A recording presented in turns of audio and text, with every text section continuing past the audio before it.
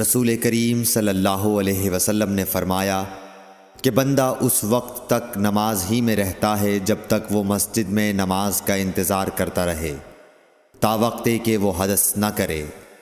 ایک اجمی آدمی نے پوچھا کہ اے ابو ہریرہ، حدث کیا چیز ہے؟ انہوں نے فرمایا کہ ہوا جو پیچھے سے خارج ہو، جسے عرف عام میں گوز مارنا کہتے ہیں۔ صحیح بخاری حدیث نمبر 176۔ رسول اللہ صلی اللہ علیہ وسلم نے فرمایا کہ نمازی نماز سے اس وقت تک نہ پھرے جب تک ریح کی آواز نہ سن لے یا اس کی بو نہ پا لے۔ صحیح بخاری حدیث نمبر 177۔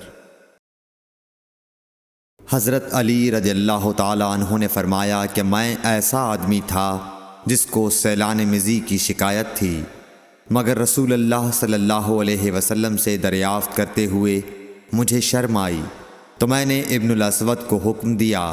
انہوں نے آپ صلی اللہ علیہ وسلم سے پوچھا، آپ نے فرمایا کہ اس میں وضو کرنا فرض ہے۔ صحیح بخاری حدیث نمبر 178۔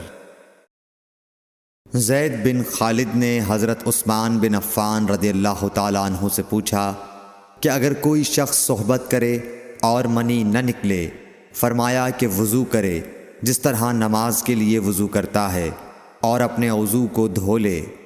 حضرت عثمان رضی اللہ تعالی عنہ کہتے ہیں کہ یہ میں نے رسول اللہ صلی اللہ علیہ وسلم سے سنا ہے۔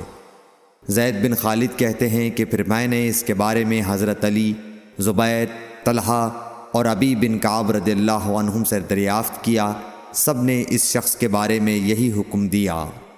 صحیح بخاری حدیث نمبر 179۔ رسول اللہ صلی اللہ علیہ وسلم نے ایک انصاری کو بلایا۔ وہ آئے تو ان کے سر سے پانی ٹپک رہا تھا۔ رسول کریم صلی اللہ علیہ وسلم نے فرمایا، شاید ہم نے تمہیں جلدی میں ڈال دیا۔ انہوں نے کہا، جی ہاں۔ تب رسول اللہ صلی اللہ علیہ وسلم نے فرمایا کہ جب کوئی جلدی کا کام آ پڑے یا تمہیں انزال نہ ہو تو تم پر وضو ہے، غسل ضروری نہیں۔ صحیح بخاری حدیث نمبر 180۔